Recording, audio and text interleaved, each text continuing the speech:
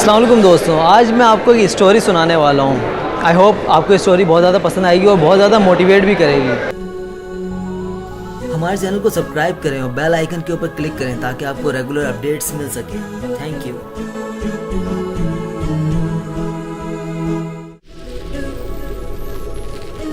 ये स्टोरी एक चूहे की। किसी दूर पराए के गांव में एक चूहा रहा करता था जो कि बहुत कमज़ोर सा था।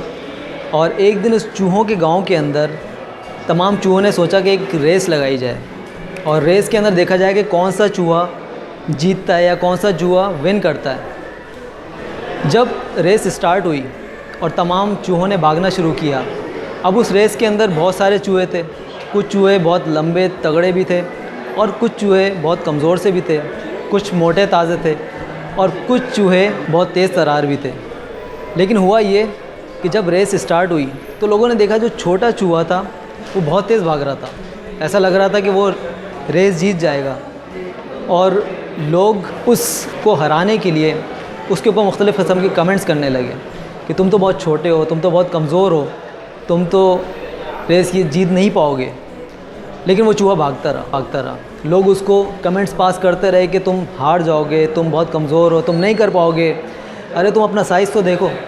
लेकिन चूहे ने उनकी एक ना सुनी और वो दौड़ता रहा यहाँ तक कि उसने रेस जीत ली। उस कमज़ोर से चूहे ने रेस जीत ली।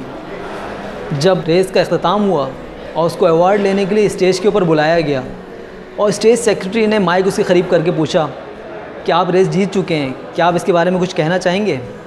तो उस चूहे ने हैरत से कहा, मैंने आपकी बात सुनी नहीं। स्टेज सेक्रेटरी ने थोड़ा सा ज़ोर से कहा कि आप रेस जीत चुके हैं, क्या इस बारे में आप कुछ कहना चाहेंगे? तो चूहे ने उनकी तरफ इशारा करके कहा, यानी कि मैं सुन नहीं सकता। उसकी जीतने का राज क्या था कि वो सुन नहीं सकता था और वो लोगों की तमाम कमेंट्स, तमाम मनफी बातें उसने वो इग्नोर कर दी क्योंकि उसको सुनाई नहीं देता था।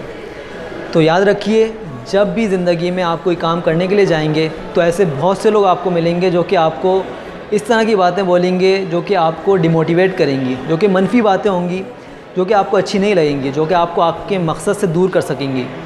लेकिन अगर आप उन बातों से अपने आप को बहरा कर लें और उन बातों को सुनना छोड़ दें तो आपको आपकी मंजिल तक पहुंचने से कोई नहीं रोक सकता। आज का मैसेज यही था। Thank you very much for watching. अस्सलाम वालेकुम।